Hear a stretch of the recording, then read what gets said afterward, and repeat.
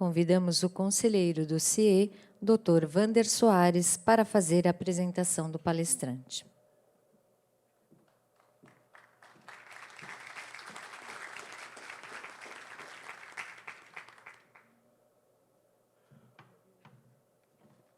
Boa noite a todos.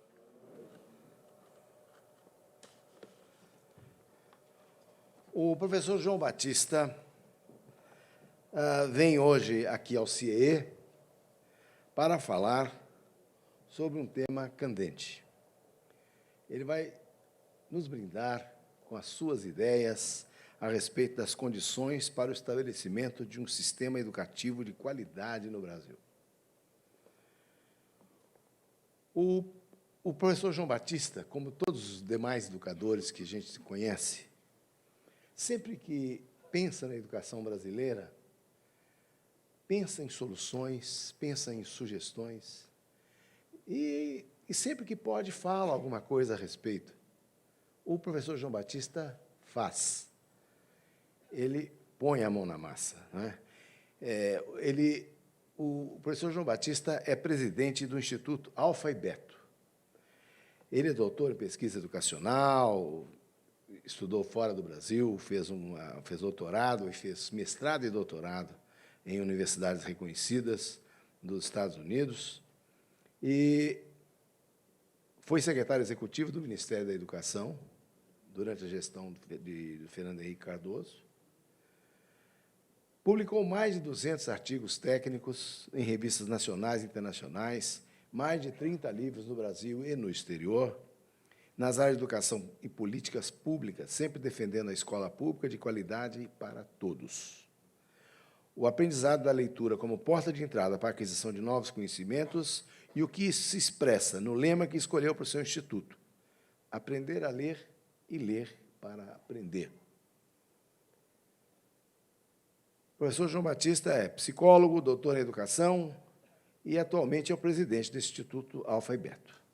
Esse instituto, para vocês terem uma ideia, agora, no mês de agosto, trará a Belo Horizonte um convidado internacional, o professor José Moraes, que é doutor em psicolinguística e vem participar do 7º Seminário Internacional do Instituto Alfa e Beto.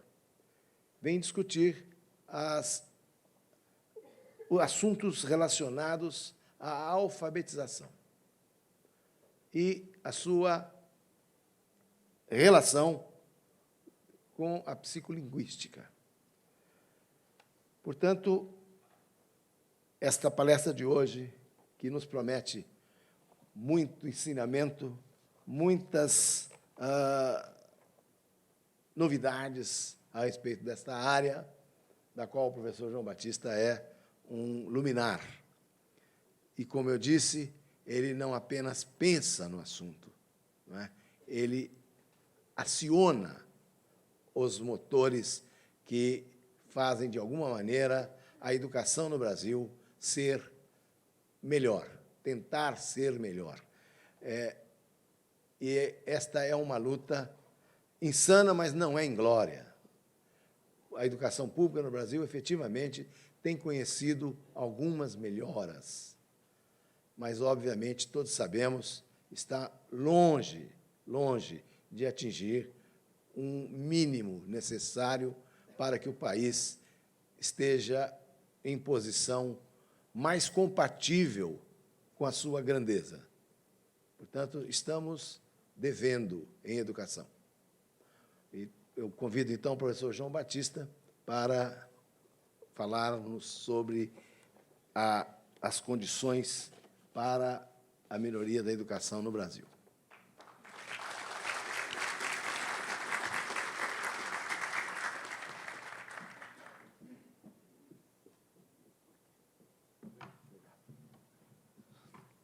Ai, essa luz aqui, essa luz no meu olho aqui vai ser fogo. Boa noite a todos.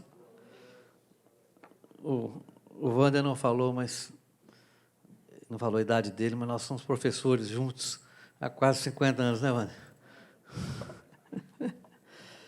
Eu gostaria de começar essa conversa de hoje lembrando um empresário que faleceu recentemente, Norberto Odebrecht, e que foi uma pessoa extraordinária como empresário, mas, sobretudo, como educador. Na sua tarefa de gestor, ele propôs e implementou métodos de gestão que são uma renovação, né, do espírito medieval de mestre e aprendiz, de formador de gestores, de formador de pessoas que cuidam e desenvolvem talentos, como faz também essa instituição.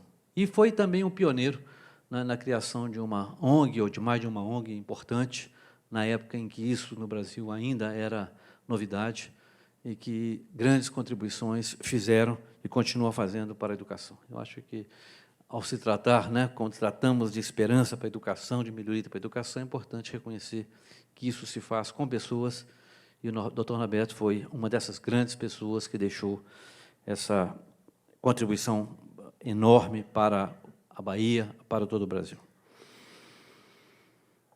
O tema da palestra, né, é uma pergunta de 10 milhões de dólares. Né? Isso, o que fazer para melhorar a educação no Brasil? Né? Se eu soubesse, né, possivelmente não estaria aqui. Né? Se outros não responderam, não é, quem sou eu para responder? Mas, se eu responder, ou pelo menos arranhar algumas das possíveis respostas, eu gostaria de ter de vocês contribuições para ajudar a avançar e implementar essas ideias. Todos nós aqui sabemos que a educação no Brasil precisa melhorar, e ela precisa melhorar porque imagino que todos nós reconhecemos que ela é muito ruim.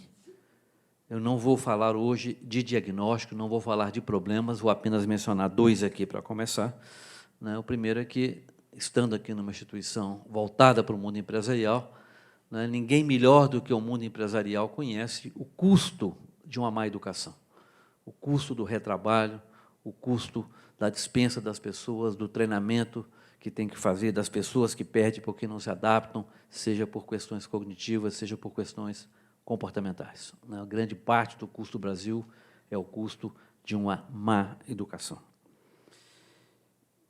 E o outro aspecto, né, da carência educacional do Brasil, que se reflete hoje, né, nos dados que foram publicados pelo PNUD, do IDH. Né, o Brasil melhorou enormemente no desenvolvimento social, na participação das pessoas em vários bens de consumo, de saúde, etc. E a educação, que é o setor que mais melhorou, é o setor que ainda continua pior. Mas é o único setor que é capaz de fazer as pessoas mudar de qualidade de vida. Então, o fato dela não ter melhorado o tanto que precisa é um indicador que, realmente, essa é uma área que precisa melhorar, e precisa de melhorar muito. Eu vou dividir minha apresentação em duas partes. A primeira, tratar um pouco das causas desses problemas que nós todos conhecemos, e a segunda, apresentar algumas ideias e deixar um tempo para a gente, então, discutir um pouco, na medida que tiver interesse de vocês. Então, o que seriam causas, né, da nossa dificuldade de ter um sistema educacional de qualidade? A primeira delas, e eu digo primeira porque acho que é a mais importante, é que no Brasil não há demanda por qualidade. Está todo mundo feliz com a educação. É muito difícil melhorar uma coisa que ninguém acha que está ruim. Todas as pesquisas de opinião feitas com pais de alunos de escolas públicas demonstram um grau alto ou altíssimo de satisfação. Isso tem vários anos e só tem melhorado.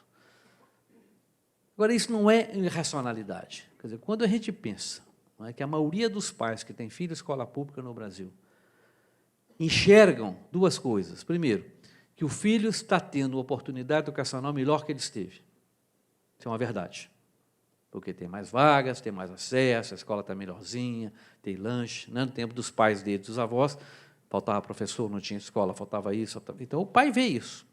E o segundo é quando ele compara com outras coisas sociais, da saúde, da polícia, da justiça, ele vê que a educação até que não está tão má. Tem lá aula, tem aula todo dia, não tem tanta confusão, etc. Então, é incrível, não é, que nós aqui estejamos incomodados com a educação, mas os filhos, os pais das crianças que mais precisam delas, estão satisfeitos, muito satisfeitos, e talvez por boas razões. É muito difícil mudar um sistema em que não há pressão para melhorar.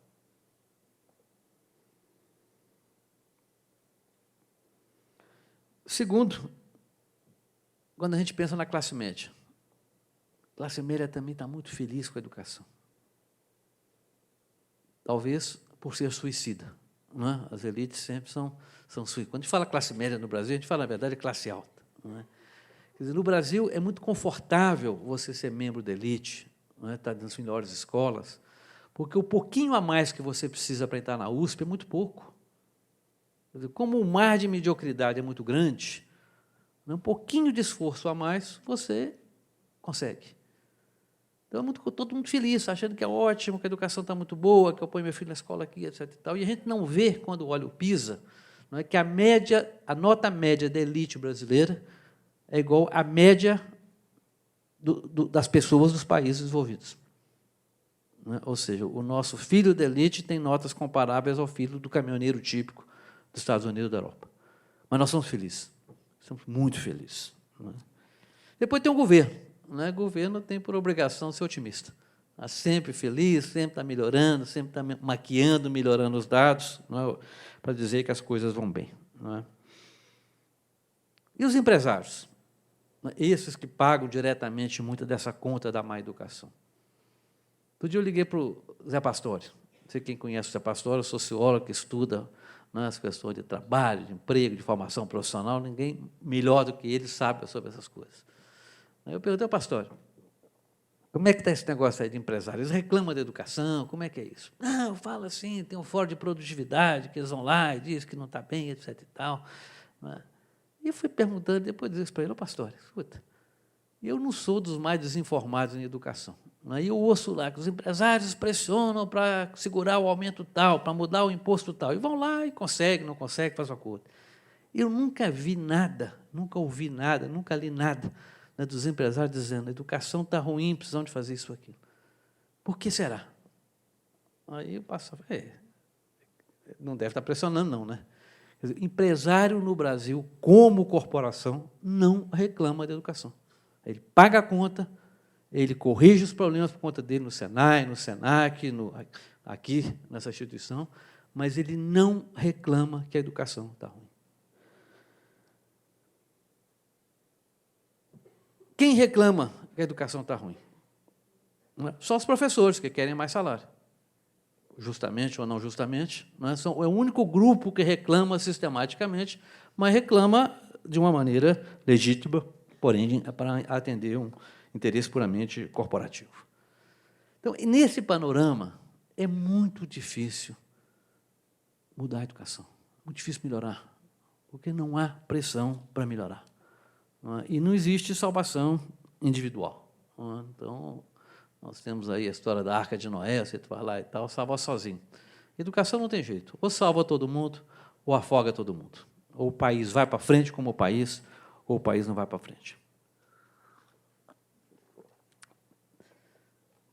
No meu modo de ver, né, eu vou voltar nisso depois, quando falar em propostas, esse é o problema central.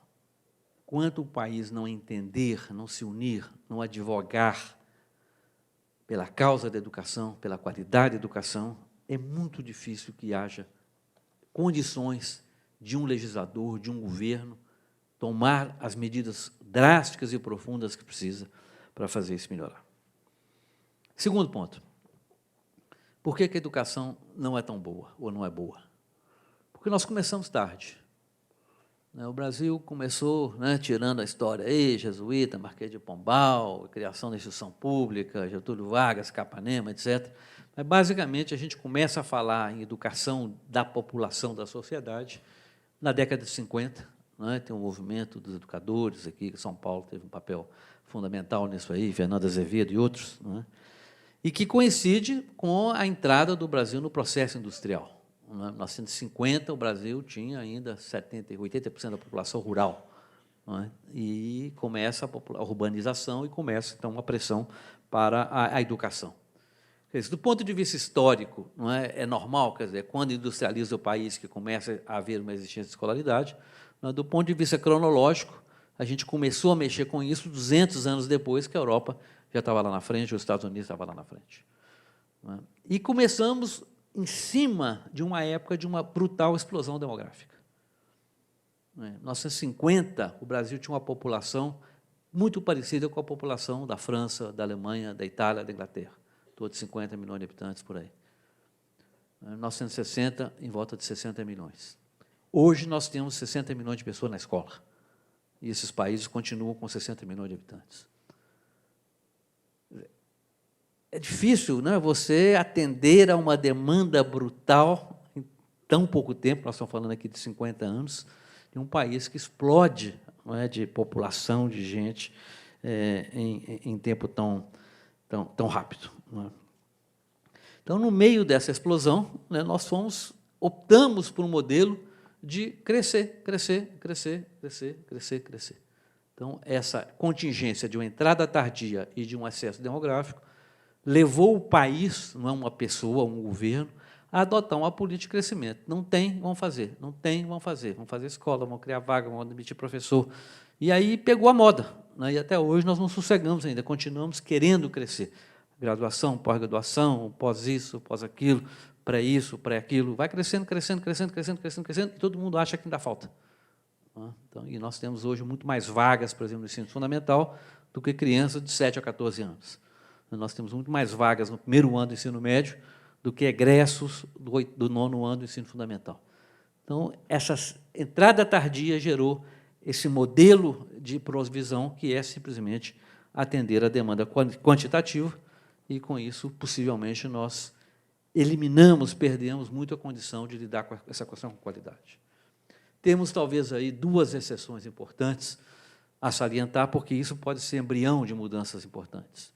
De um lado, o sistema S, né, Senai, Senac, etc., que consegue, a seu modo, dentro do seu nicho, manter um certo padrão de qualidade, dar certas respostas àqueles nichos dentro dos quais eles se inserem. E temos alguns nichos na pós-graduação, né, que nasceu bem nascida no Brasil, diferentemente do resto, que nasceu no tumulto do crescimento, e que, em poucos anos, né, de pós-graduação no Brasil, nós conseguimos ter alguns lugares de destaque em algumas áreas científicas bastante interessantes, bastante promissores. Mas, sobretudo, é um setor em que há calibração, a noção clara de que é qualidade, do que é não qualidade, ainda mesmo quando não existe a qualidade. Mas essas são 2 exceções dentro desse nosso modelo de crescimento. O terceiro conjunto, não é, de causas tem a ver com o que eu chamaria de causas institucionais, ou o jeito brasileiro, o jeitinho brasileiro de ser, né, que não se aplica só à educação, mas que também impacta a educação. Não é? A educação no Brasil ela é tão boa, tão má quanto o resto, não é? Quer dizer, às vezes até melhorzinha em algumas coisas. Não é? Transporte urbano é melhor do que a educação, né? Saúde, SUS, é melhor do que a educação, sistema de polícia, justiça. Quer dizer, o Brasil tem dificuldade, né, de lidar com todas as questões que afetam a massa. Não é? A elite sempre tem os seus canais, seus despachantes, seus advogados, suas maneiras de lidar com essas dificuldades. A massa não tem. Não é? Então, não é muito diferente dos outros setores. Não é? Em alguns aspectos um pouquinho melhor, em outros um pouquinho pior. Não é? Mas a grande questão, não é, que eu mencionei antes, repito, é que, tudo bem, é comum, porém, ela é a única que pode mudar a vida das pessoas. Então, ela precisa ser diferente, ainda que ela viva como parte de um contexto geral. A outra característica, né, brasileira é essa questão do clientelismo, não é? E que, nessa circunstância da expansão da educação brasileira, encontrou uma acolhida muito grande nos políticos. Não tem professor, vão nomear. Não tem escola, vão construir. Não tem merenda, vão mudar. Não tem transporte escolar, vão dar ônibus. Quer dizer, o político adora fazer essas coisas. Não é? E isso cria uma série de distorções no modo de provisão de um serviço público. Não é? De você coloca o seu diretor, que depende do vereador, isso, aquilo. Então, a educação cresceu muito dentro desse modelo clientelista, não é? Que perdura até hoje e que é um dano, né? Uma dificuldade enorme para você fazer qualidade num sistema que é, de origem, profundamente clientelista. Não é? E ele continua clientelista nas formas, inclusive, de financiamento. Não é? Você vê a quantidade de dinheiro que o município recebe diretamente, a quantidade que tem que passar no balcão da secretaria, o balcão do MEC, é muito grande. Não é? E isso é troca de votos, troca de poder, troca de mecanismos de influência. Não é? Então, acontece tanto no nível local, do diretor, do vereador, quanto no nível federal, né, em que o vereador federal, seja ele um deputado ou um senador, tem que fazer esse mesmo papel. Então, é muito difícil, não é, você criar uma cultura de educação, de qualidade, dentro de um contexto que é fundamentalmente clientelista. Um terceiro aspecto, né, da nossa educação é a burocracia, que, de novo, não é específico da educação, ela afeta todos os setores da nossa vida individual, empresarial, mas também a educação. Nós temos um cipoal legislativo de educação que é formidável.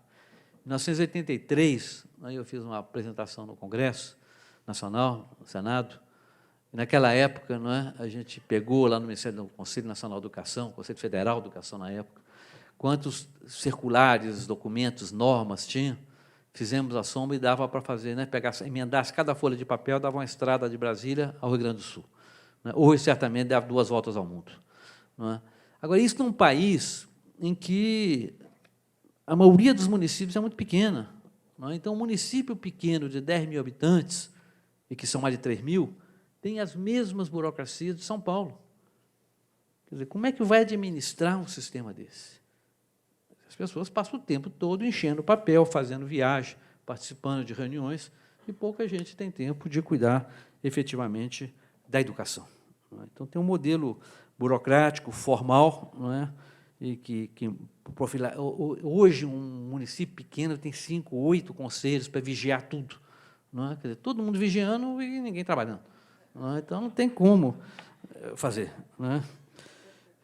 E o formalismo, não é? Quer dizer, tudo se resolve no formal, no diploma. Não é? Quer dizer, se a gente fosse dar seriedade ao diploma no Brasil, 60% dos diplomas de 5º ano são falsos, porque eles não correspondem a nenhuma aprendizagem. 80% dos diplomas do 9º ano são falsos, porque as pessoas não sabem ler, escrever e entender uma coisa simples. Mas o formalismo não, é diplomado, tem diploma, tem tantos anos de escolaridade. E nós, na nossa origem lusitana, gostamos muito desse formalismo. Não se faz educação de qualidade com esse formalismo. Uma quarta questão é o federalismo. Nós temos um federalismo brasileiro muito estranho, não é? E que ficou mais estranho ainda com a Constituição de 88. Até a Constituição de 88, não é? O Brasil federal eram os estados e a União, não é? Tudo bem até aí. Agora, incluírem os municípios como um ente federado. Não é? Quer dizer, 500 anos depois, descobriu que tinha mais um fundante, que era o município. Não é?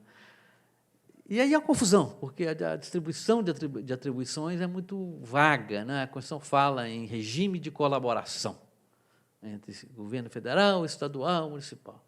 E aí, quando você olha, você vai no município, você tem uma escola federal, uma escola estadual, uma escola municipal, uma escola particular. Quer dizer, que colaboração é essa? Aí o prefeito quer colocar uma escola aqui por essa razão. Aí o Estado vem e coloca uma do lado. Quer dizer, como é que você vai gerar eficiência num sistema desse? Um começa a aula em março, um começa em fevereiro. Um quer isso, um quer aquilo. Então, você tem uma superposição, né, uma indefinição de funções que gera até mesmo a dificuldade de responsabilização. Quer dizer, se falta uma vaga no município, se você aciona quem? O prefeito ou o governador do Estado? O Brasil não tem clareza sobre isso. E sobre várias outras questões importantes. Então, o federalismo, né, que já é estranho em várias áreas, ele é muito prejudicial, né, a falta de uma clareza de definição à educação e também a distribuição de recursos.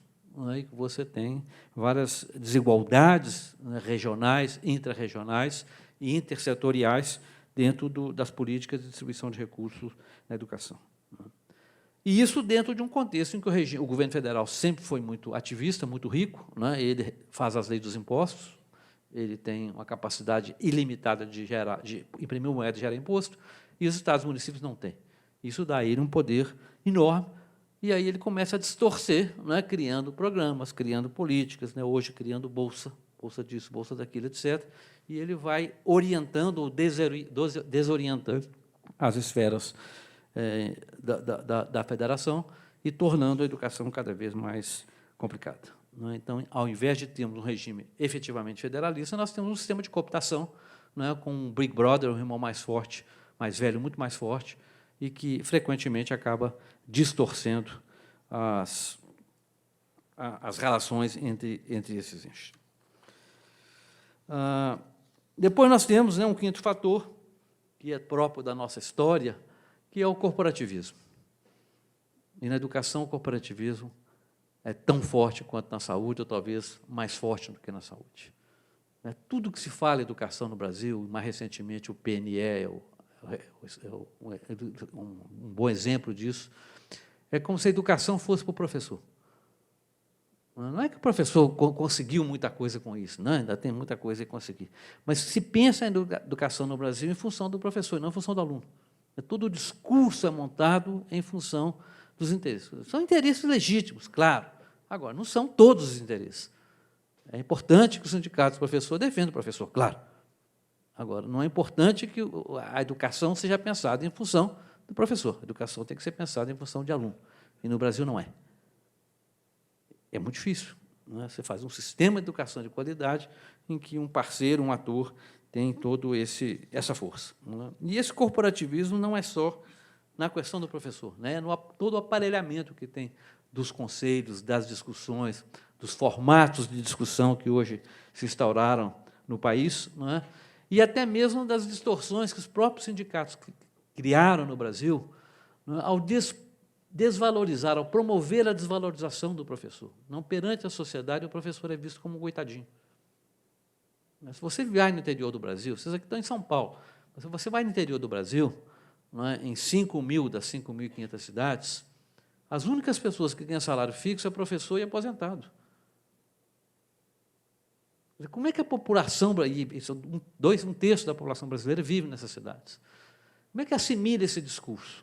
Ali tem um cara que todo mês tem o salário dele certinho, direitinho, trabalha 4 horas por dia. É isso, coitadinho. O próprio sindicato promove isso. Vocês veem, por exemplo, a saúde fala os profissionais da saúde, a educação fala os trabalhadores da educação. E as palavras têm conotação, carregam sentido. Então, você tem uma relação muito estranha, né, dentro e fora da corporação, que não ajuda muito, não é, a coisa a progredir. Essa questão de greve, não é? Quer dizer, é uma deficiência da legislação, que não tem uma lei de greve, e uma punição brutal às famílias, às crianças, aos alunos. Não é? E isso no Brasil virou moda. Cada 2 anos, cada ano eleitoral, é um rosário de greves, não é? Cuja motivação é eminentemente eleitoral.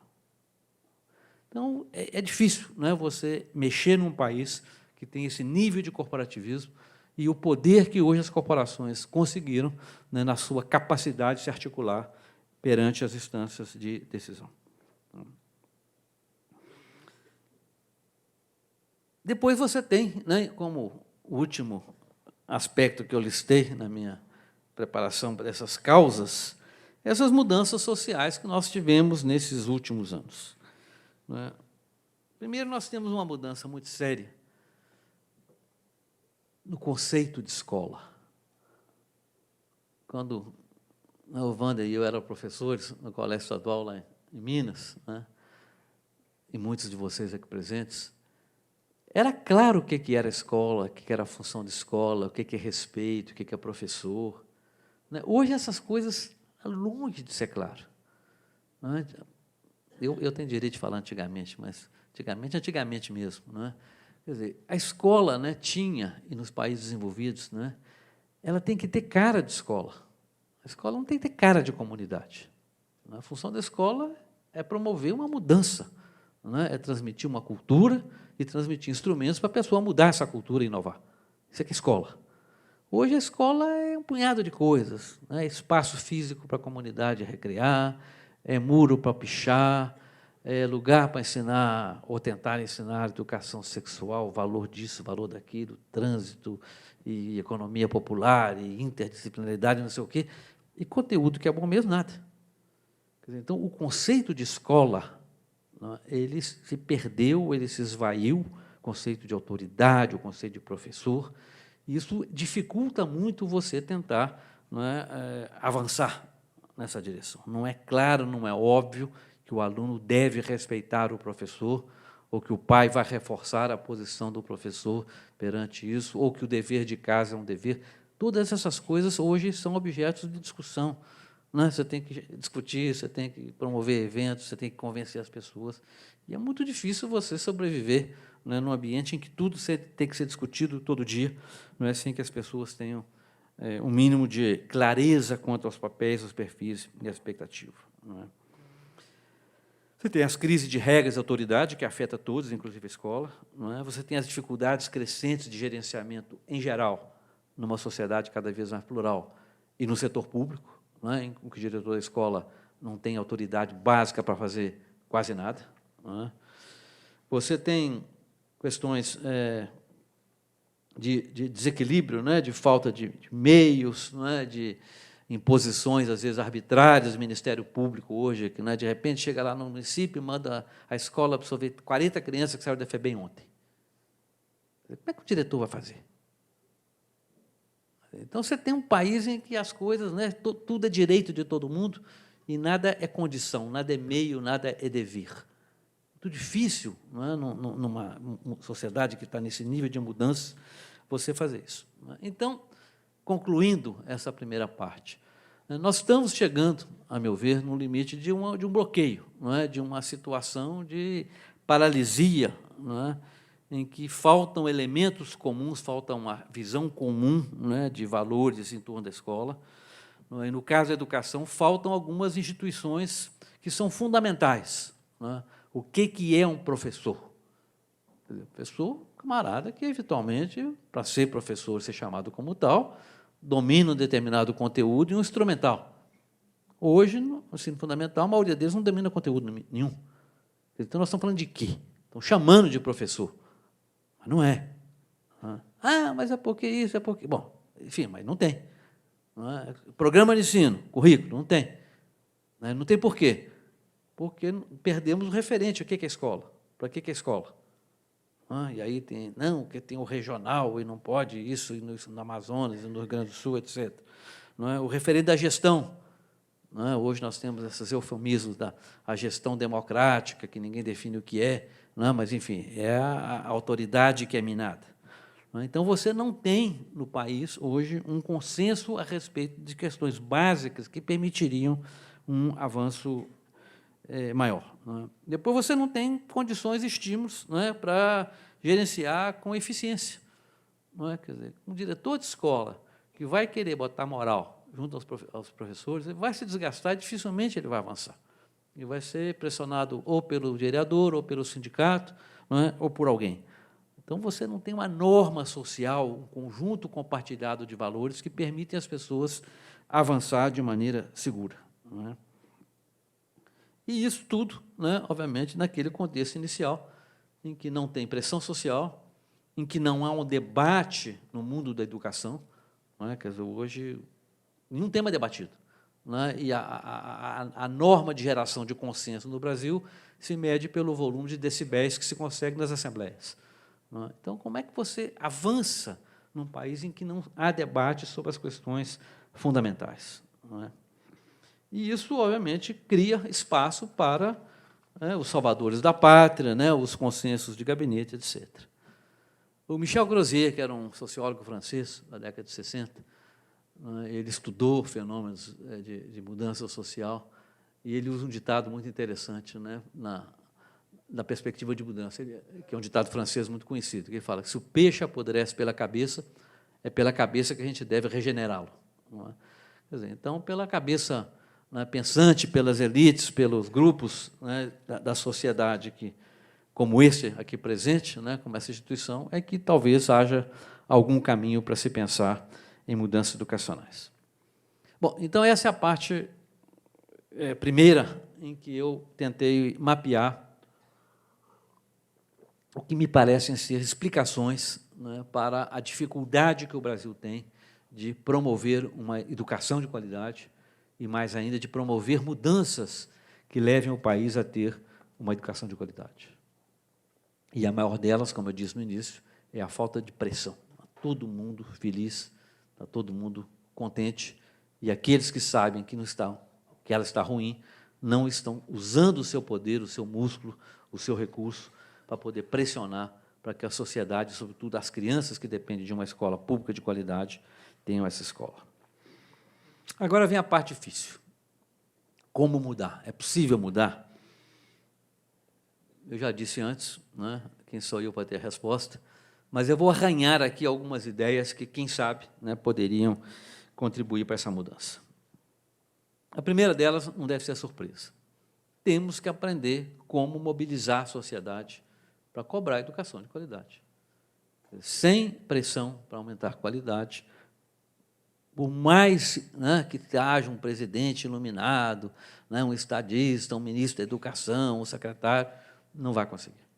Se está todo mundo feliz, ninguém está pressionando, essa coisa não vai avançar. Nós tivemos alguns ensaios no Brasil, alguns movimentos, não é, de todos pela educação, não sei o quê, mas que acaba cooptado, não é, pelo governo, por essas coisas. Nós tivemos, talvez, o PNE, o Plano Nacional de Educação, que é uma tentativa de fazer isso, mas o modo de agir, de cooptar, né, a maneira de substituir, né, a vontade de todos pela vontade de cada grupo. Então, tem lá, aqui tem o capítulo 1, que é do interesse do sindicato tal, o capítulo 2, que é do interesse da corporação tal. Aí você agrega os interesses de cada um e fala que esse interesse da sociedade. Não é? Quer dizer, então, isso não leva a lugar nenhum. Não é? Então, você tem um plano, como o PNE, não sei se alguém já viu, né, que parece muito mais um horário de ônibus do que uma bússola. Não é? Todo cheio de detalhe, 1, 2, 1, 1, 2, 2, 1, 2, 3, 1, 2, 4. Quer dizer, isso não se muda a educação dessa forma. Não é? Tivemos, recentemente, movimentos de rua. Né, um ano atrás, no início, tal, que colocava lá, né, talvez, a falta de outras bandeiras de educação, mas algo sem foco, algo sem consistência, algo que não rendeu muito. Não é? Tivemos uma tentativa, até que o Gustavo Iosp, né, patrocinou, aí, de colocar a placa do IDEB na porta da escola.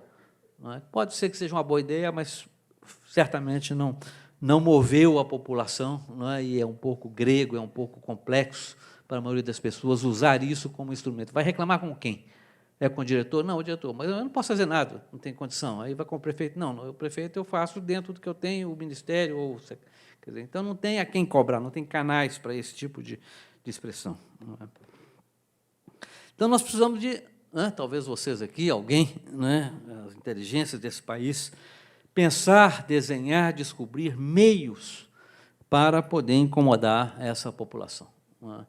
Eu tenho pensado em alguns, né, com pequeno grau de sucesso, mas dentro do meu alcance. Né? Um deles é a ideia de você colocar a evidência como um elemento da conversa na educação. No conhecimento que nós temos hoje sobre educação, tem muita coisa que a gente podia fazer para ensinar melhor, para organizar melhor a escola, para usar melhor o dinheiro. Mas se a gente conseguisse que um debate educacional fosse mais informado por evidências, a gente poderia ter um alcance. É difícil vender essa ideia. Na saúde é mais fácil, não é? Porque o paciente morre, porque se o remédio não funcionar, o médico vai lá e troca, não é? Se a febre não baixar, ele vai lá e acerta. Na educação não acontece nada. Vem a Prova Brasil, está ruim, vem a outra Prova Brasil, está ruim, vem a outra Prova Brasil, está ruim. Se a gente conseguisse, né, grupos da sociedade, universidades, que começassem a ter, vamos ver qual é a evidência sobre isso, como é que alfabetiza, como é que faz educação infantil, como é que faz isso, como é que faz aquilo, a gente poderia avançar. Não é? É uma proposta. Uma outra ideia que nós tivemos, estamos trabalhando no Instituto, não é, foi criar um prêmio para prefeitos. Não é? E a ideia é a seguinte, todo ano, daqui a umas semanas, vai sair aí o resultado da Prova Brasil. Sai o resultado da Prova Brasil. Aí o que a imprensa vai buscar? A melhor escola, a pior escola. Aí pega o repórter, vai na melhor escola, aquela escola pintou a escola de azul. Ah, ficou boa porque pintou de azul, ou porque tem bordado, ou porque tem grego, ou porque tem xadrez. Não é? Cada um faz uma coisa e diz que é a melhor escola por causa disso. Não se aprende nada. E vai na pior escola, coitadinho, não pinta, não tem professor, e faltou não sei o quê, caiu um muro, e tem piolho nos meninos, e fica por isso mesmo. Isso não resolve a educação. Não é? Quando o prefeito diz, não é? Ele é eleito e diz, você mora aqui, vai matricular seu filho nessa escola. E ele tem o poder para dizer isso, e deve dizer isso, porque ele não quer tumultuar ainda mais cheio de ônibus na escola, na rua, etc. Mas essa escola aqui é boa, e a escola que ele põe o filho dele é péssima. Então, você tem um problema de equidade muito sério. Então, a ideia desse prêmio é mostrar ao prefeito o seguinte: olha, na sua campanha você prometeu, né, que ia fazer, que ia arrebentar, etc. Então, agora que você disse que o aluno vai aqui, você tem que dar uma escola de padrão parecido, como é talvez a escola do Senai, como é talvez a escola do Senac, etc. Quer dizer, padrão. Você tem que assegurar um padrão. Então, nós estamos tentando estimular um pouco, né, criar uma calibração para a sociedade, enxergar e cobrar do prefeito um padrão de qualidade. E tem outros grupos, né, vários outros grupos estão pensando nisso. Uma ideia que tem surgido, eu tenho conversado com pessoas sobre isso, é que, na história do Brasil, né, houve algumas mudanças, por exemplo, a abolição da escravatura, né, diretas já, né, a deposição do Collor, né, alguns movimentos sociais que tiveram resultados, né, e que parece, né, que tem como denominador comum um senso de injustiça. Não é? Quer dizer, se você consegue incutir na sociedade que essa educação que estão recebendo é injusta, que não faz justiça às crianças, que não faz justiça a essa geração, quem sabe isso poderia ser o germe, não é, de alavancar algum tipo de mudança. Né? Em outros países, não é, a gente tem algumas experiências que podem ajudar a entender isso. A indústria, né, setor industrial, setor de serviços, setor produtivo, poderia, né, ser uma outra voz importante para poder alavancar vozes que dizem: escuta, nós estamos com um custo do Brasil insuportável e esse custo é da educação mal cuidada. Quer dizer, então, cabe a nós, né, que nos expusemos a vir aqui hoje, e a outras pessoas como nós, identificar na sociedade brasileira, nesse momento histórico em que nós vivemos, quais que seriam alavancas factíveis, eficazes, para poder provocar um senso de justiça, um processo de mudança em que as pessoas que precisam da educação, como clientes dela, no caso do setor produtivo, ou como atores dela, no caso das crianças e jovens, que pudessem reclamar e que pudessem pressionar e que pudessem ter canais institucionais para poder exigir, do bom sentido, não é, uma educação de qualidade. Então, esse, para mim, é o ponto fundamental. Não é? Acho que, sem esse, todo o resto que eu vou falar não ajuda muito, tem vida curta, mas pode ser tentado. Não é? Aí que é o lado da oferta, né? Ideias interessantes para melhorar a educação. Não é? Eu vou falar delas, mas sem grande convicção, no sentido de que, se não houver pressão para sustentá-las, não vai muito longe. Não é? O que pode ser feito da oferta? Nós sabemos, pelo menos há 2.500 anos ou 3.000 anos, o que é uma escola boa. Não tem nenhum segredo fazer uma escola boa. O que nós não aprendemos a fazer no Brasil é um conjunto, uma rede de escolas boas, fazer com que todas as escolas sejam minimamente boas. Outros países fazem. Quando você vê o PISA, né, tem países que conseguem 70%, 80%, 90% da população atinge níveis bastante razoáveis de desempenho nas diversas etapas do ensino. Então, não é um segredo universal. Não é? Então, agora, para fazer isso, você precisa de criar desequilíbrios, né, na oferta, criar o que hoje se chama de destruição criativa. Não é? Então, eu vou dar alguns exemplos aqui, quem sabe eles poderiam nos servir, não é, de inspiração.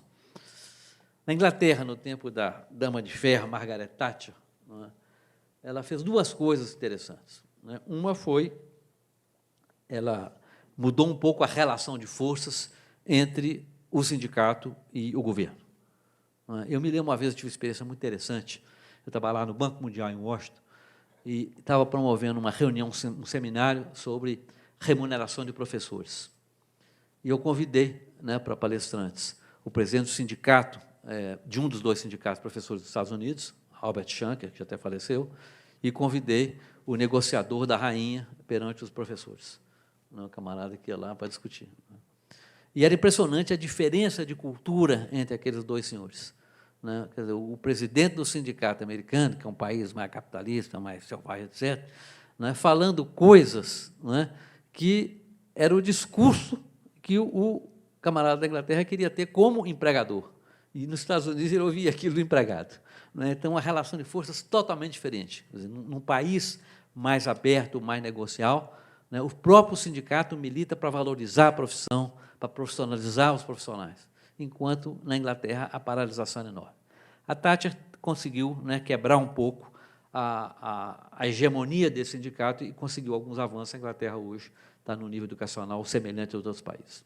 A outra coisa importante que ela fez, e que eu acho que pode ter uma luz, né, para o Brasil, ela lidou com a categoria de centralização e autonomia. Não é? A Inglaterra tinha um sistema que é da cultura americana e da cultura inglesa, de muita força local. Tinha as chamadas LEAs, lá, Local Education Authority. Não é? E ela fez uma proposta para as escolas, que é o seguinte: vocês podem se relacionar diretamente com o governo central. E se seguir a regra A, B, C, vocês têm total autonomia. Quer dizer, então você quebra essa relação, que descentralizar é mais autonomia, que muitas vezes não é. Às vezes você descentraliza e tem menos autonomia. Isso pode ser um conceito interessante, não é, para a gente pensar esse Brasil federativo, esse Brasil tão desigual. Não é? Um outro exemplo interessante de destruição criativa, não é, que é o currículo, que é uma coisa importantíssima, tem a ver com o conceito de escola e tem a ver com o que faz a escola a cada ano. Também em outros países, a maioria dos países isso não é um problema, mas nos Estados Unidos isso é um problema. É um país que discute muito, que é muito diferente, que é muito federativo, os estados têm muita força, o governo federal nunca teve força na educação, por uma questão cultural, por uma questão constitucional, por uma questão histórica.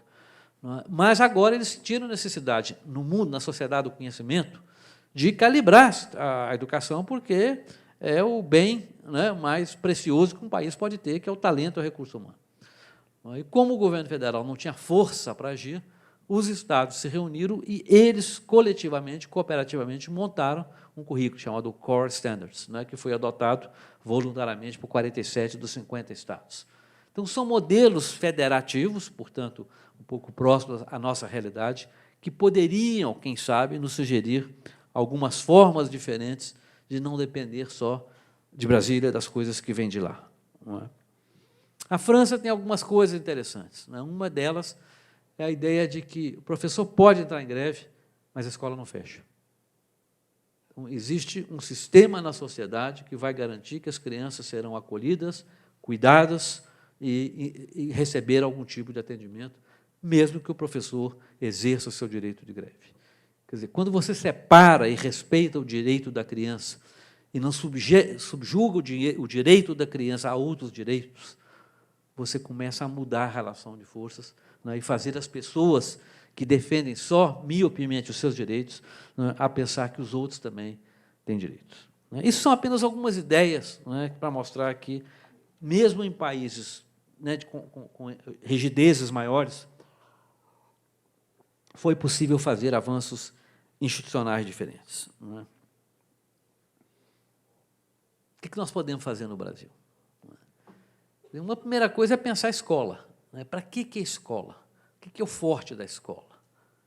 O forte da escola, historicamente, é ensinar, é conhecimento, é desenvolver, quer dizer, é transmitir às gerações o patrimônio que ela acumulou e é dar aos indivíduos instrumentos para poder mudar essa cultura, inovando, criando, indo além. Não é?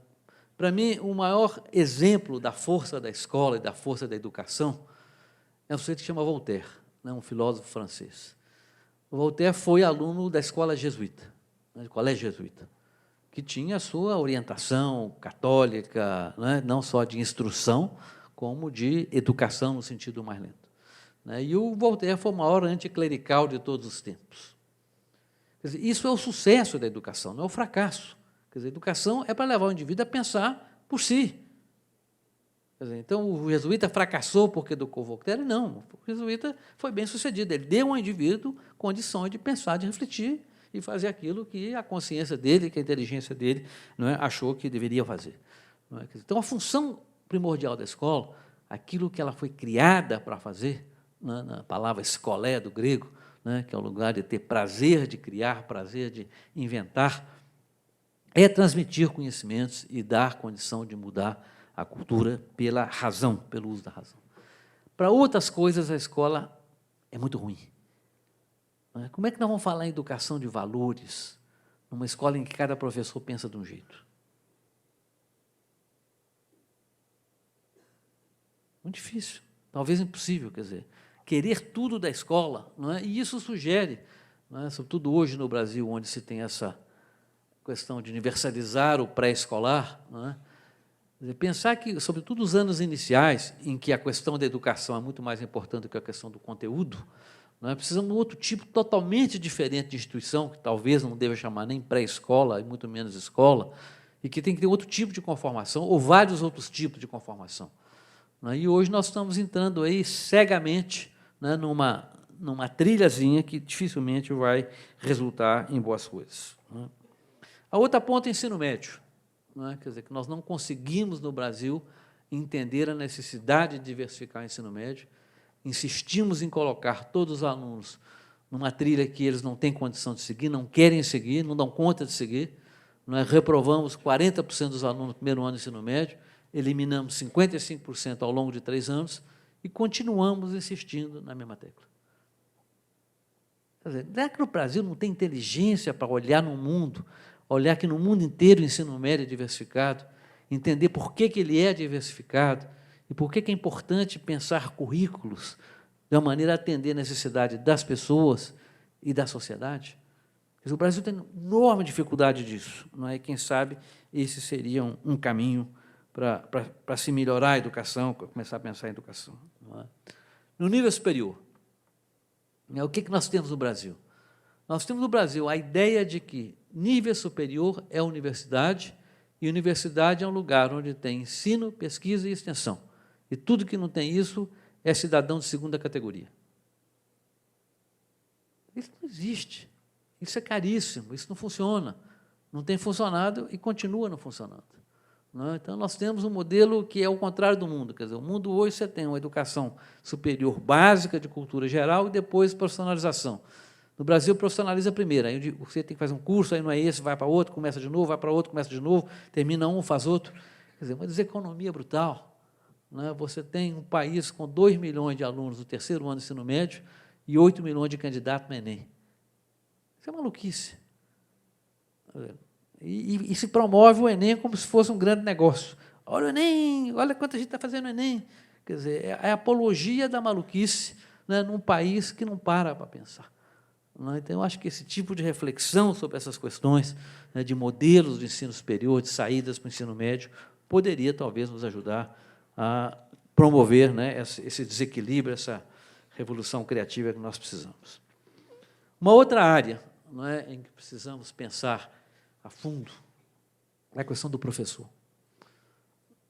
Nenhum sistema educacional é melhor do que a qualidade de seus professores. Ainda não inventamos essa forma. Algum dia poderemos inventar, mas não inventamos. E no Brasil, o que a gente tem? Por conta dessa história que nós tivemos de tudo pela expansão,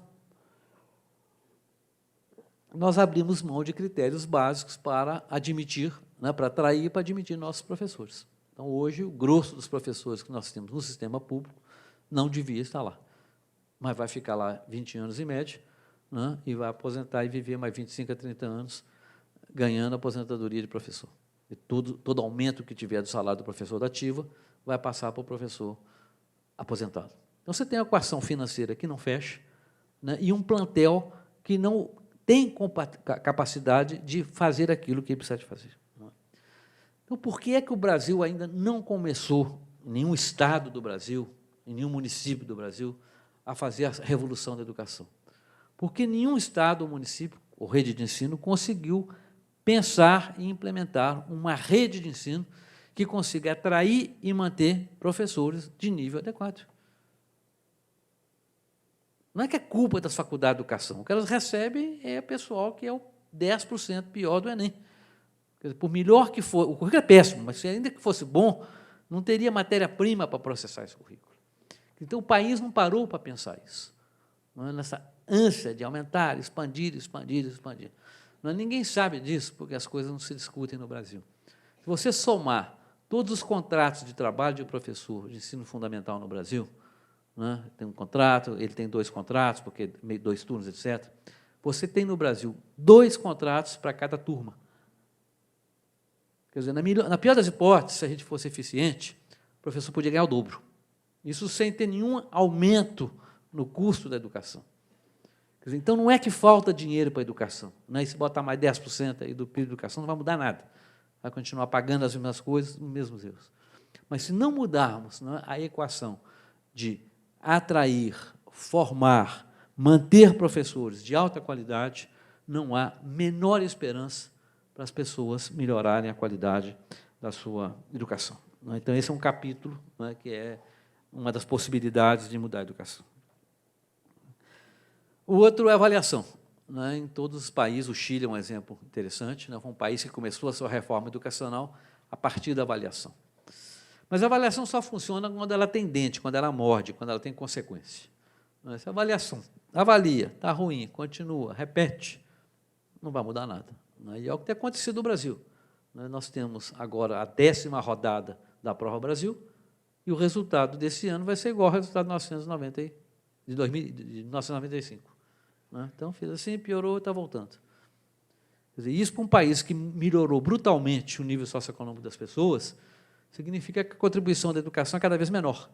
Quer dizer, a educação está melhorando porque a economia está melhorando, mas não a educação que está melhorando a economia. Então, nós vivemos, né, num sistema em que temos avaliação, temos muita avaliação, e a avaliação não avalia nada. A nota do Enem. A nota do Enem não muda. A nota da prova objetiva do Enem não muda desde que o Enem começou. A nota da redação muda porque muda os critérios. Então, quer dizer, nós somos incapazes de usar o termômetro para lidar com a febre do paciente. O paciente está com febre. Está ruim. O paciente está com febre. E a cada 2 anos repetimos essa novela. Um dia, quem sabe, morre de febre. Uso estratégico de financiamento. Hoje nós temos um sistema interessante, pelo menos conceitualmente, que é o Fundeb. Ele começou como o Fundef na década de 90, em que o governo disse, olha, vamos priorizar o ensino fundamental e vamos assegurar que esse que já estava implementado na época vai ter um recurso assegurado. Depois do governo Lula, isso foi expandido, vamos falar, já é geral, tem dinheiro para tudo, para todo mundo. E aí reduziu, mas tudo bem, é um sistema. Isso era para estimular a universalização do ensino. Agora, hoje que já temos universalizado, talvez o Fundeb, se pensado estrategicamente, poderia ser usado para promover outras coisas. Vamos supor, vamos querer promover a municipalização, ordenar o sistema. Então, tudo bem, olha, o Fundeb não vai ser dado mais por aluno. O Fundeb vai ser dado per capita, porque já está todo mundo na escola. Então, nós temos que tirar a gente da escola e não botar mais, porque tem excesso de repetente, excesso de gente que não devia estar mais. Então, se você usar estrategicamente os recursos, por exemplo, do Fundeb, tem maneiras, talvez, de você acionar, de você provocar mudanças. Uma outra ideia, educação infantil. Hoje, o modelo do governo único é você vai fazer educação infantil exatamente como faz a escola. Tem que ter professor, tem que ter aluno, tem que ter isso, tem que ter aquilo, tem que ter aquilo. Não tem dinheiro para isso, faz umas creches de qualquer material, coloca qualquer pessoa lá dentro e não vai acontecer nada com a criança. Não vai mudar a vida dela. Por que não pensar em modelos alternativos de creche como tem em todo mundo? Dá o dinheiro para a mãe, cria creches comunitárias, cria sistemas alternativos de atendimento. Quer dizer, o país tem dificuldade de lidar com as suas diversidades quando ele podia usar o seu recurso para isso. O balcão de recursos do MEC, o que se gasta com passagem para ir a Brasília é mais do que o que se ganha de Brasília. Porque muito prefeito vai lá e não ganha nada. Então, quando você soma tudo, o saldo é negativo. Por que não pensar em mecanismos em que o prefeito não precisa de ir a Brasília, e que, por outros mecanismos, o prefeito que faz bem vai ser premiado e o prefeito que faz bem, que faz mal não vai receber recursos? Quer dizer, tem muita maneira que você pode usar criativamente e eficazmente os recursos para promover mudanças e, quem sabe, começar um processo novo de mudança social da educação. Custos. Hoje se fala em tempo integral. Bom, imagina dobrar a conta. Já não está dando dinheiro para hoje, agora dobrar a conta. Por outro lado, você tem um sistema de 200 dias letivo que ninguém cumpre, de 4 horas por aula. Então, por que não? Tá bom, então vamos fazer tempo integral, mas reduzir para 180 dias. Vai ter muito mais hora de aula, os professores vão ter todo o tempo que eles fizerem para estudar, para planejar, para fazer a reunião que fizer, e está todo mundo muito mais bem servido do que antes. Quer dizer, se você tivesse gente, não é, espaço para pensar estrategicamente as questões, seria interessante. Não é tecnologia. Não é? Se eu posso ter um computador que ensina inglês ou ensina isso, aquilo, por que eu tenho que manter a regra de um professor para 25 alunos? Quer dizer, na indústria, quando introduz tecnologia, você muda as relações de trabalho. Por que não podemos mudar na educação? Por que não trazer essa eficiência para gerar mais recursos para fazer coisas mais relevantes? Quer dizer, é esse o diálogo, não é, que o Brasil precisa construir, não é? Criar espaços, não é? Criar uma pressão para que se produza educação de qualidade e criar novos modelos, novas políticas, novas propostas, novas ideias, para que essas coisas entrem em movimento. Isso não vai acontecer sozinho, né? Isso vai acontecer pelas mãos das pessoas e, certamente, isso vai acontecer pelas mãos de pessoas como vocês, né, que dedicaram esse tempo, essa noite, para refletir sobre essas questões. Muito obrigado.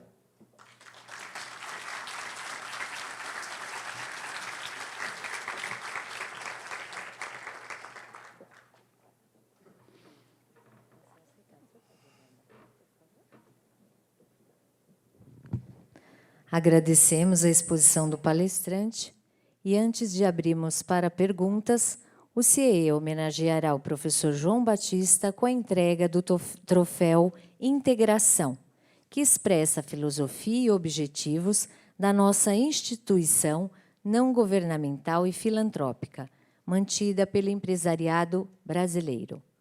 Trata-se de uma escultura criada pelo consagrado artista alemão Hans Goldammer, simbolizando a integração da escola com a empresa, como também o decisivo apoio concedido pelo CIE aos mais de 13 milhões de jovens estudantes estagiários na busca do crescente sucesso profissional.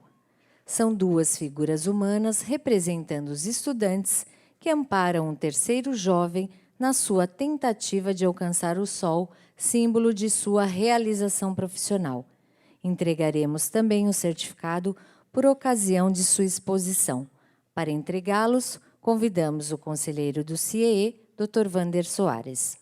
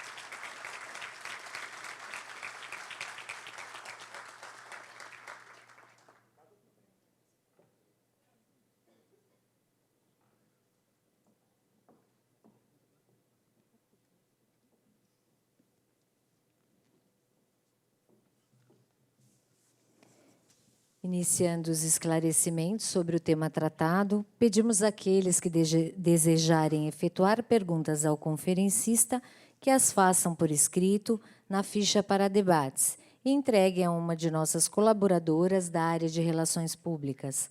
Solicitamos que a pergunta seja objetiva, clara e aborde o assunto tratado, a fim de que o palestrante possa respondê-la também de forma concisa.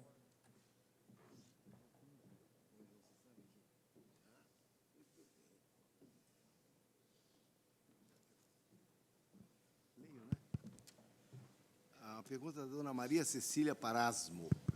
Tá. Ela trabalha na Lupor, Psicanálise e Pesquisa de Mercado. Por que há em São Paulo município de 150 mil crianças esperando para serem matriculadas em creches e pré-escola? Há obrigação legal para que todas as crianças consigam vaga? A Constituição de 98, artigo 11, inciso 5º. Mas o que acontece? O Tribunal de Justiça obriga o prefeito a contratar, não, a construir. Porém, as questões não saem do discurso. Há muitas entidades trabalhando, mas não conseguem dar conta de tanta carência. O que a sociedade pode fazer para que o sonho de cuidar bem de suas crianças se realize? A mobilização ajuda, mas não é suficiente. E a falta da educação está cobrando uma democracia em risco. Está colocando uma democracia em risco. Uma ou você vai ler mais? Não uma. Olha, eu acho que a sociedade brasileira é bastante competente em cobrar e conseguir resposta ao acesso. Não é? Você imaginar que, nesses 50 anos, nós colocamos toda a população, primeiro na escola primária, depois no ginásio, depois no ensino médio, depois nós temos hoje quase 5 milhões de pessoas na universidade, em 50 anos, 40, 50 anos, é um fenômeno extraordinário. Há 15 anos atrás, nós tínhamos 20% das crianças em pré-escola, hoje nós temos 85% de crianças em pré-escola. Então, a sociedade brasileira é muito competente em cobrar e em conseguir vaga. E certamente vai conseguir vagas em creche. Demora um pouquinho mais, vai conseguir. Agora, a qualidade disso aí é muito ruim. A qualidade disso aí não muda a vida das pessoas. A relação de equidade, de vida, não melhora. E eu acho que a luta grande que o Brasil tem que aprender a fazer é a luta pela qualidade. A de quantidade ainda tem aqui e ali algumas carências, mas essa é a mais fácil de se resolver. E quanto mais se resolver pela via de dar qualquer coisa como resposta, menos vai atender ao objetivo da educação, que é transformar as pessoas para que elas transformem a sociedade. Muito bem. A próxima é da dona Cássia Maria Siqueira de Castro, da Escola Professor Paulo Montserrat. O que ela pergunta é o seguinte: professor João Batista, o senhor não acha que, se houvesse mudanças nas leis, como, por exemplo, o ECA, não poderiam haver mudanças na educação? Entre tantas outras legislações, não seria um começo para a melhoria educacional? A impunidade, a promoção automática, etc. Leis que talvez necessitem ser mudadas devido ao crescimento do país. Olha, eu citei antes o Michel Crozier, com o exemplo lá do peixe que se muda pela cabeça. Ele tem um livro que se chama Não se muda a sociedade por decreto. Eu acho que, para nós brasileiros, isso se aplica muito. Quer dizer, o fato de haver lei, sobretudo na nossa cultura, em que a lei não é um instrumento para viabilizar as questões, mas para coibir, ou para criar exigências incumpríveis, não ajuda muito. O que o Brasil precisa de criar é espaços, ele precisa de criar arcabouços, precisa de criar instituições que promovam as coisas. O que é uma educação? Quais são as instituições básicas que fazem a educação? Talvez a gente precise de muito menos lei e não mais leis. Uma é a questão de professor. Então, nós temos que criar a ideia do que é um professor, quem que pode ser professor, como é que se forma um professor, como é que se credencia, como é que se avalia o estágio probatório de um professor, que tipo de carreiras queremos para o professor. Isso é um processo social que não passa apenas, ou não passa necessariamente, por legislação. E talvez quanto menos, melhor. Nós temos legislação demais.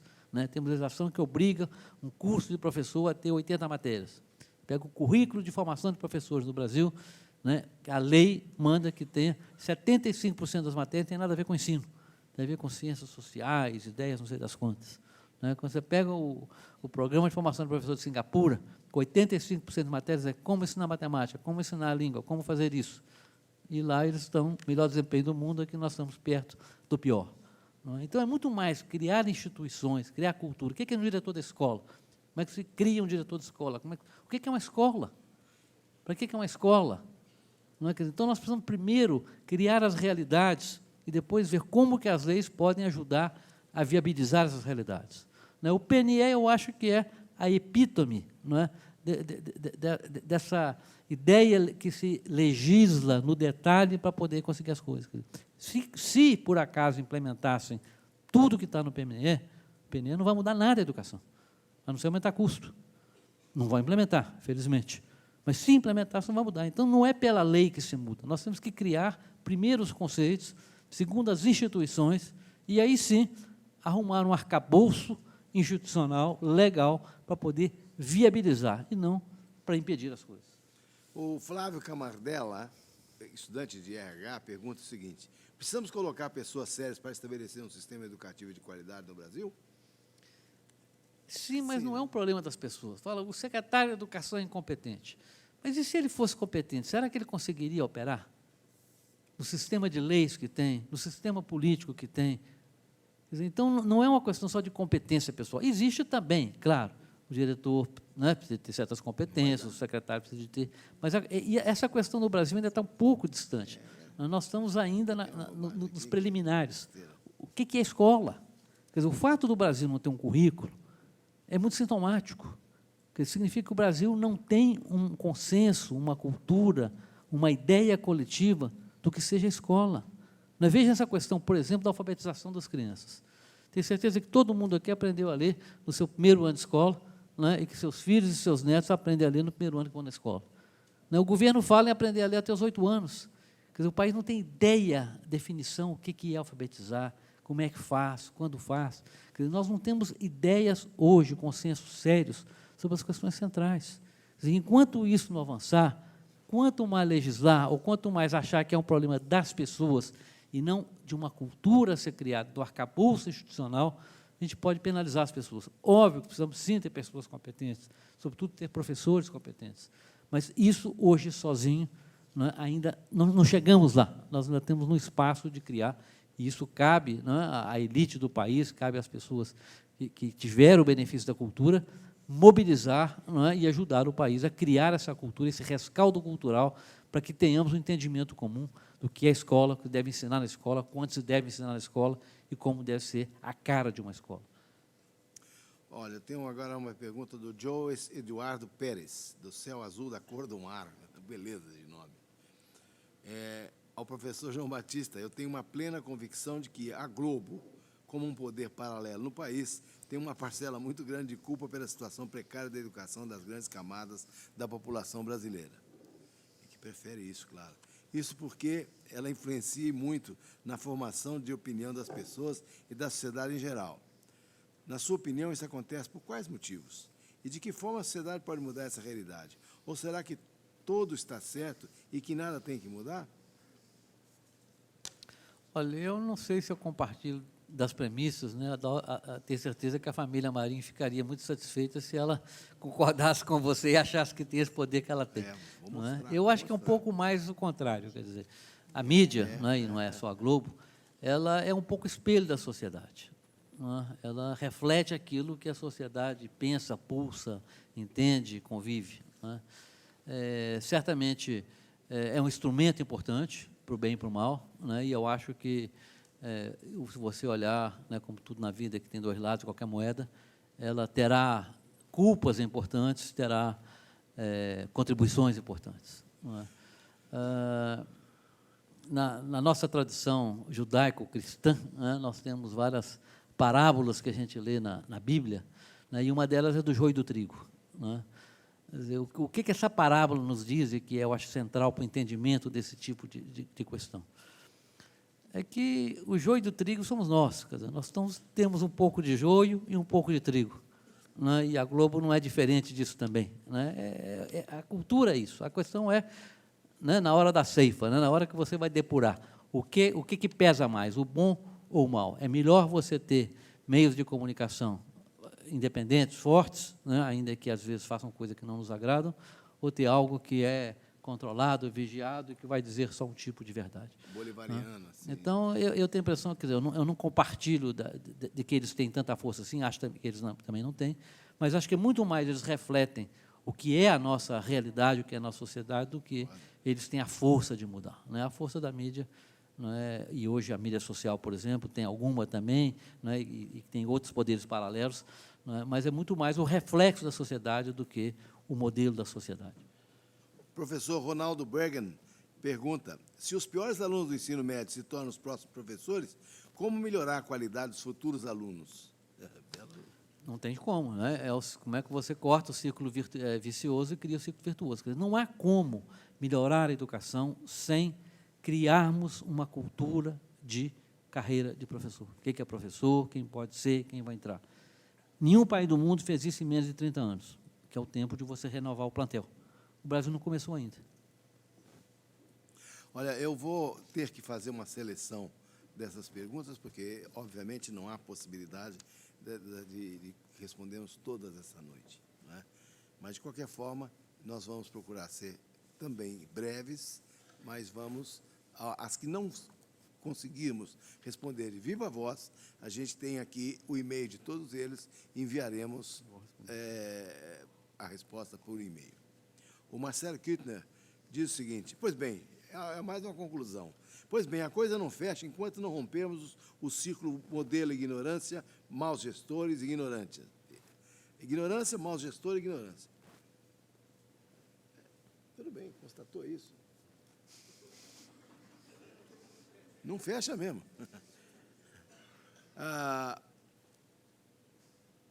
O Américo, que é professor da rede pública, diz o seguinte: o senhor falou sobre a questão das pessoas estarem felizes com a educação. Essa passividade está ligada aos meios de alienação? Exemplo, meios de comunicação?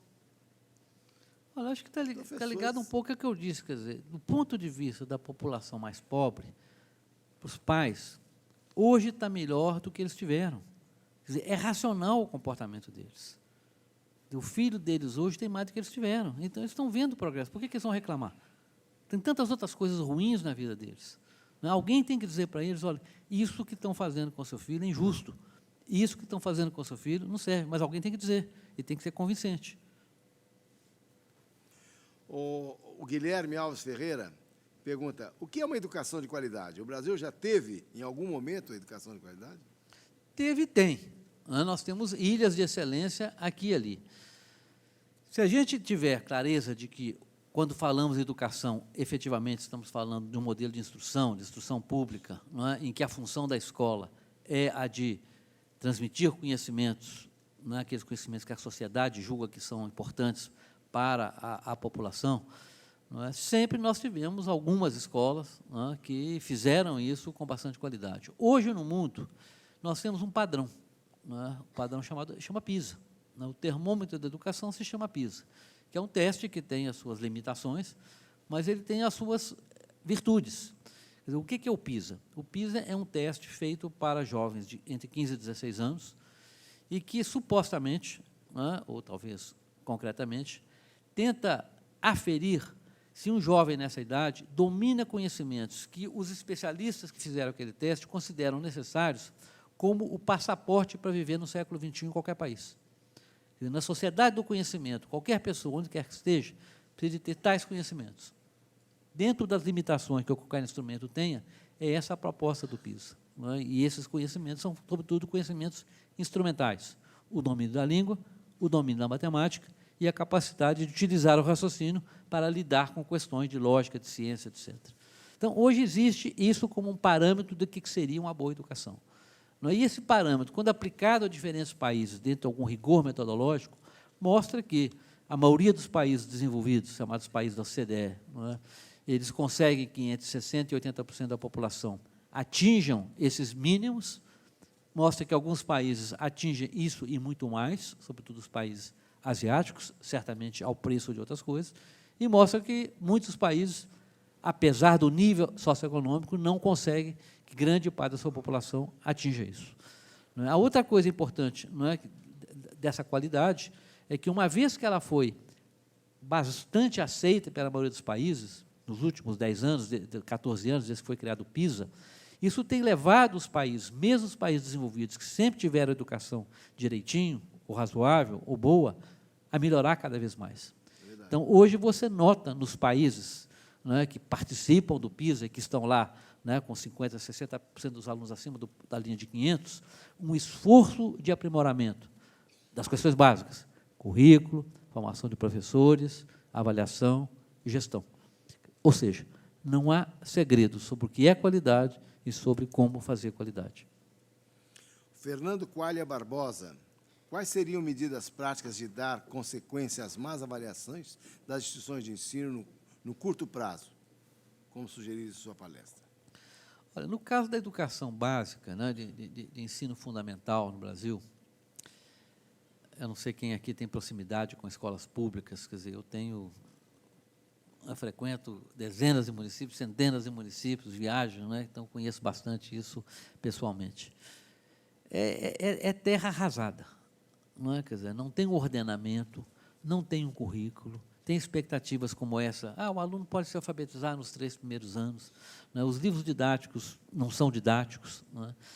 Então, a única forma conhecida no mundo de você lidar com isso é você organizar, estruturar, né, padronizar bastante as atividades do professor e ajudá-lo a fazer aquilo que ele pode fazer. Esse professor que está aí. Todas as tentativas que tem de imaginar que esse professor não é isso, que ele é um egresso da USP, levam ao fracasso. Vamos dar um curso de 200 horas para ele aprender o curso e depois... Não acontece nada. Ou 400 horas, ou 800 horas, ou 2.000 horas. Né? Então, o que se conhece na literatura de ciência, de lidar com essas questões, hoje do Brasil, é isso. O que se conhece na literatura de cuidar a longo prazo é você ter um ordenamento. Né? Você tem que ter o programa de... Né? A ideia de escola, o programa de ensino, você tem que ter o professor formado, e aí ele vai fazer o que tem que fazer. A outra coisa importante em qualquer sistema escolar é você ter um sistema de reforço. O aluno que não está acompanhando tem que ter reforço. Só que no Brasil 80% não acompanha. Então não adianta você fazer o reforço se 80% precisa disso. Você tem que institucionalizar o reforço dentro da sala de aula. Ou seja, no curto prazo, né, esse Brasil que nós temos hoje da escola pública, né, para remediar, não para resolver, você precisar de uma intervenção muito mais estruturada nas intervenções educacionais. E, ao mesmo tempo, criar espaço para trazer novas gente, novos ares para o magistério, e aí sim fazer a escola que o brasileiro precisa e que o brasileiro merece. Tem uma pergunta agora aqui do Fábio Abdala, que ele pergunta o seguinte: como enxerga o envolvimento dos empresários no ambiente escolar através do fornecimento de condições e tecnologia de qualidade? Olha, eu não sei responder essa pergunta de maneira simples, não, porque é muito ambíguo o resultado. Não é? Você imaginar uma escola como deve ser, não é? A escola recebe do seu chefe, seja o dono ou a secretaria, um ordenamento, um currículo, um programa, um marco de referência, um regimento, e ela tem que operar. Quer dizer, quando isso é verdade, né, qualquer intrusão a essa escola é um complicador. Seja ele da Secretaria de Educação, seja ele do MEC, seja ele do empresário, seja ele de quem seja. Não é? Por outro lado, não é, nenhum sistema, em nenhum país do mundo, não é, você consegue ter todo o recurso que precisa. Então, é importante, não é, que um diretor ativista ele consiga trazer recursos da comunidade. Então, a questão sempre é de custo-benefício. Né? Quer dizer, qual é o custo que aquela ajuda vai ter e qual é o benefício que ela vai trazer. Tem ajuda cujo custo é muito maior. Vamos agora trazer essa belezura que o empresário tal, ou que a fundação tal, ou que o fulaninho sugeriu. Às vezes aquilo polariza tanta escola que ela não faz o resto, que às vezes é mais importante. Né? E isso pode ser um curso de língua, pode ser um balé, pode ser um holodum, pode ser um computador, pode ser um tablet. Então, é uma questão de custo-benefício. Tem coisas que ajudam, tem coisas que não ajudam. A Dora Rodrigues, da SOS Peace, que é uma ONG, não é? Ela diz o seguinte: o senhor acha realmente que o governo quer que o povo seja culto, tenha bons estudos? Olha, o governo somos nós, né? Nós é que elegemos o governo. Né? O governo, né, vai na Câmara dos Deputados, é o reflexo do que é o Brasil, do oportunismo, do curto prazo. Quer dizer. Então, hoje comecei aqui falando do Dr. Odebrecht. Né? Em 1992, a Fundação Odebrecht fez uma campanha na televisão, foi uma de eleição, se não me engano, e o slogan era o seguinte: se o seu candidato não sabe como mudar a educação, mude candidato. Né? Eu acho que é um pouco isso. Né? Quer dizer, quando o Brasil conseguir, né, discutir essas questões, analisar essas questões e votar em pessoas, porque o processo político é inevitável, não tem como sair do processo político. Então, colocar pessoas nos cargos políticos que sejam capazes de fazer aquilo que expressa a vontade popular, a gente tem chance. Se a gente não conseguir fazer isso, não tem como, porque o processo de confiança social passa pela mediação política. Isso é inevitável. O Marco Aurélio da Silva Freitas coloca duas perguntas, mas que são uma só. Ele quer saber o seguinte: qual é a contribuição dos cursos de licenciatura para a melhoria da educação básica e se esses cursos vêm contribuindo solidamente para importantes avanços. Olha, com o perdão da verdade, eu diria que não. Não é? Mas não é culpa deles. Imagina o seguinte: No Brasil, até 1970, 75, havia uma coisa chamada escola normal. Que era a escola que formava professoras primárias. Tocou no assunto. Não é isso? Tinha curso normal melhor ou pior, não é? Mas o pior curso normal é melhor do que o melhor curso de pedagogia hoje. Não é? Quer dizer, as pessoas saíam instrumentadas para fazer aquilo que iam fazer. Quer dizer, havia um ordenamento.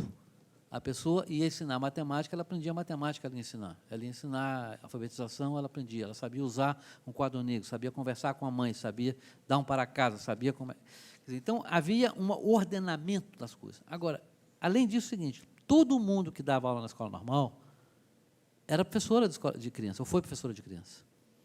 Hoje, você não tem nenhum professor na Faculdade de Educação que jamais deu aula para criança. Então, você só fala daquilo que ele não sabe. Então, como é que você tem um sistema em que o mestre não tem ideia de como é aquilo que ele está falando? Então, na melhor das hipóteses, ele pode falar de teorias. Não é? Então, isso na melhor das hipóteses. No caso dos mais velhos, não é? Quinto ano em diante, não é? Você tem uma questão mais complexa ainda, que é a questão do conteúdo. Quer dizer, o que a evidência mostra sobre o bom professor? A evidência mostra que o bom professor ele tem que saber muito bem o conteúdo que vai ensinar e um pouco mais.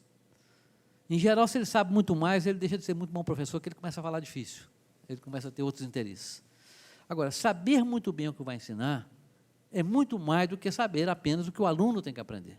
Né? Então, se eu vou ensinar as propriedades da adição para uma criança de 6 ou 7 anos, eu tenho que saber muito sobre o que é a propriedade, o que é a propriedade computativa, como é que mexe com isso, como é que lida. Não tem escola no Brasil que ensina isso. Ou ensina álgebra, ou não ensina nada. Não, ensina teoria do Gramsci, o marxismo e não sei o quê. Quer dizer, não é assim que a gente vai formar professor. Aliás, eu gostaria de acrescentar o seguinte, estudos feitos recentemente mostraram o seguinte, que os cursos de pedagogia têm ocupado uma boa dose da sua carga horária com discussão de teorias... 75%. 75%. 75%. De teorias, assim, completamente estranhas, etc. E as meninas saem desses cursos falando de, sei lá, de Kirchner, que não sei mais quem, etc. Então, na realidade, não se aprende a pôr a mão na massa. Não aprende o conteúdo que vai ensinar e não aprende a ensinar. Ensinar, exatamente. E não tem estágio probatório. O que acontece quando o cara vai para a escola? A pessoa vai para a escola, o professor é tão realista quanto nós. Ele quer sobreviver. Não é? Ele chega na escola, ele olha, quem é que está aqui há mais tempo? Quem é que sobreviveu melhor? Em geral, o professor mais velho está lá. Aí vai imitar o cara. Quer dizer, como não tem bons modelos, ele vai reproduzir maus modelos. Quer dizer, se não tem um modelo de formação profissional, de mestre aprendiz, não é, como é que você faz? Não é, hoje nós estamos aqui entristecidos com a morte do Ariano Suassuna. Não é? Quer dizer, o Ariano Suassuna é o tipo do camarada que devia inspirar uma reforma educacional no Brasil. Quer dizer, ele não era professor, mas foi um grande mestre. Não é? Ele revolucionou a arte teatral no Brasil. Por quê? Porque ele sabia fazer teatro, entendia de teatro, não é? E ensinava a fazer teatro, fazendo teatro e formando as pessoas. Quer dizer, isso é que é professor. Não é? Então, primeiro, não é, nós temos que ter professores que sejam mestres. Isso se forma com uma cultura, em que aprende alguma coisa na faculdade, mas tem que ir na escola, onde tem um sistema de preparação, de acolhida, de orientação, de tutoria, e não é todo mundo que serve para isso. Nos países desenvolvidos, 50% das pessoas que iniciam o magistério, 3 anos depois saem, porque é duro. No Brasil, todo mundo fica. Aí reclama. O Carlos Toquia, coordenador pedagógico da Rede Municipal de Ensino, pergunta o seguinte: como exigir boa alfabetização se os professores que terminam pedagogia e psicopedagogia não sabem português nem matemática e sem a menor noção de psicolinguística? Tem como.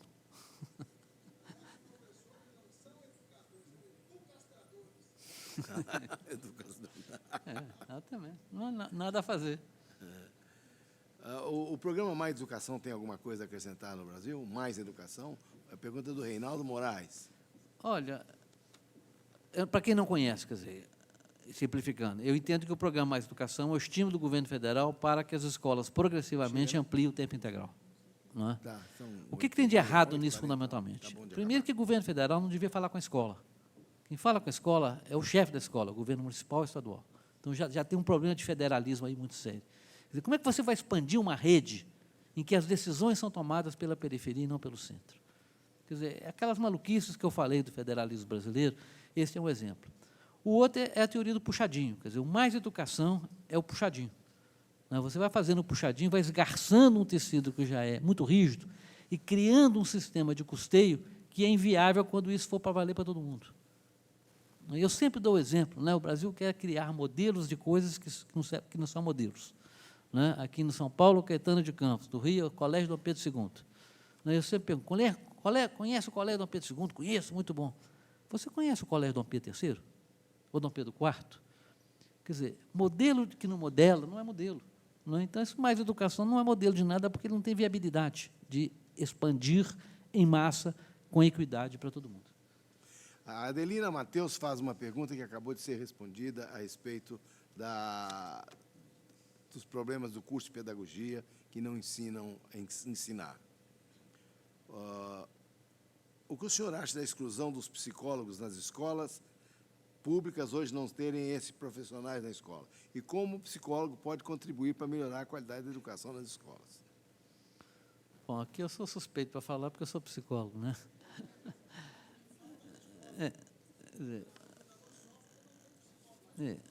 Mas não tem professor também, não é? Quer dizer,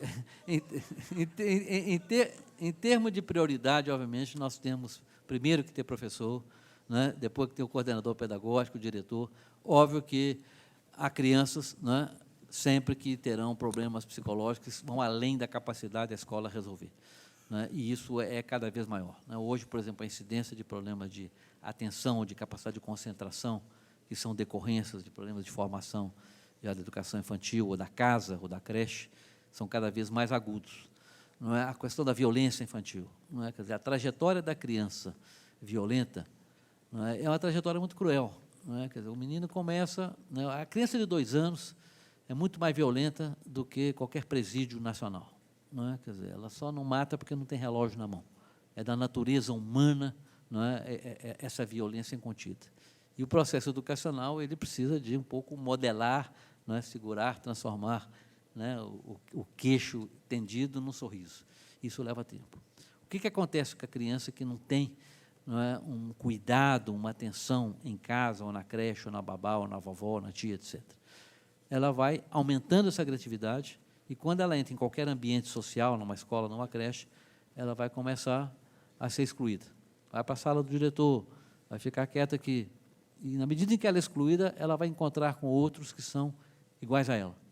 Em 2, 3 anos, você tem o criminoso montado aí nessa situação. Óbvio que uma preparação melhor dos professores ajudaria isso, mas é óbvio que você teria um campo enorme de ajuda que um psicólogo escolar bem preparado poderia ajudar, né? Hoje, infelizmente, nós estamos ainda longe de termos a condição de ter esse psicólogo e longe de termos esses psicólogos formados para fazer isso. Mas, sem dúvida, né, acho que meus colegas têm uma contribuição. A ciência psicológica tem evoluído muito, não é, tanto do ponto de vista de conhecimento quanto de instrumentos de intervenção.